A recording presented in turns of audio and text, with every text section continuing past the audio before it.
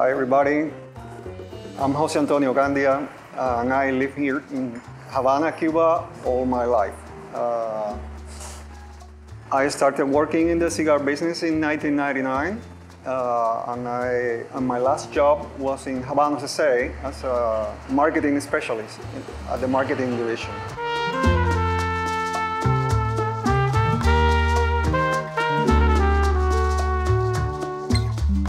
I'll answer this question too, but I want to know from your perspective, as someone who's, for how many years have you smoked Cuban cigars?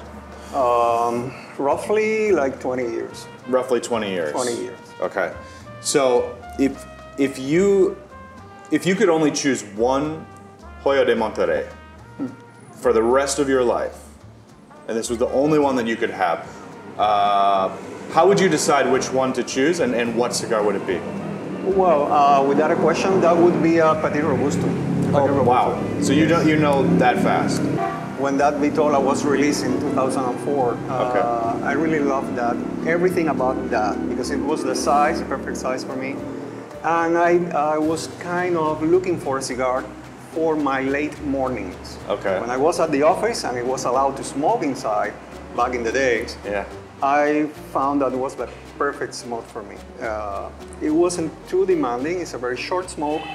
So the petite robusto Hoyde Monterey. Exactly, yeah, it's a 50 ring gauge, yeah. And it's a very short smoke, no more than like 30 4 minutes. Inches? Close to 4 inches. Around 4 inches. Around 4 inches.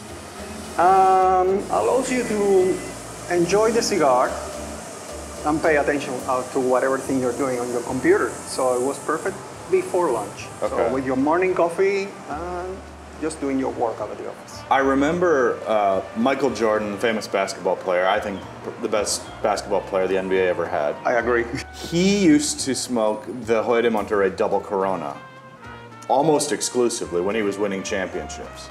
So do you, since the best basketball player ever would choose a different vitola, are you sure that the petite robusto is the right choice? Well, everybody has its own taste. Okay, that's it. Yeah. I mean, that is a good cigar though, the double Corona. Yeah, it is. The double Corona is amazing, but not exactly a cigar for me. Okay, why not? I'm not a big fan of long cigars. Okay. No, not a huge fan of long cigars, especially because I don't have time for that.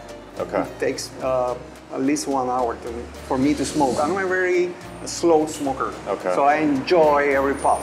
Yeah. So I like to take my time, and that cigar is highly demanding. Even if I'm watching a baseball game or something, it's too much for me.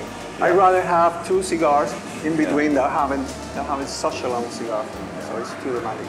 Flavor is amazing. The aroma of double Corona from Hoya de Monterey is amazing. It's very silky, very smooth, and the flavors are intense. Yeah, I mean, I agree.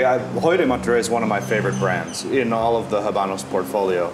I mean, I like a lot of the cigars, but Hoya has a special place in my heart because it's very easy to pick one up almost any time of day and enjoy it. Yeah. I love that about it.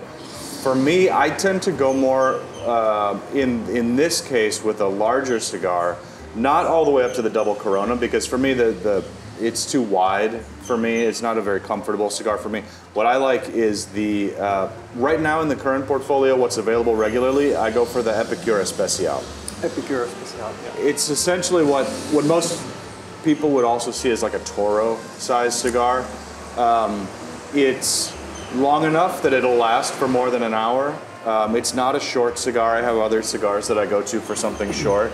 But for me, if I had to choose one, I would go with the epicure especial. Especialis. Yeah. Epicure especial. Also because it's available. I mean, the epicure number 1, the epicure number 2 are similarly sized cigars to that, a little bit smaller than the especial.